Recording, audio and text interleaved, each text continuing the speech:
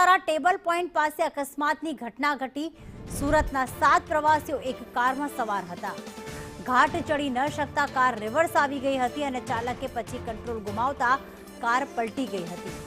2 બાળકો સહિત 7 લોકો આ ઘટનામાં ઈજાગ્રસ્ત થયા છે। તમામને આરોગ્ય કેન્દ્ર ખસેડવામાં આવ્યા છે।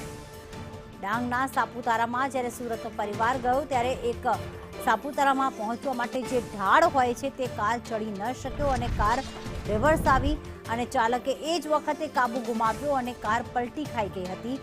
2 બાળકો સહિત અન્ય પ્રવાસીઓ જે છે હાલમાં ઈજાગ્રસ્ત થયા છે। તમામને સારવાર આપવામાં આવી રહી છે।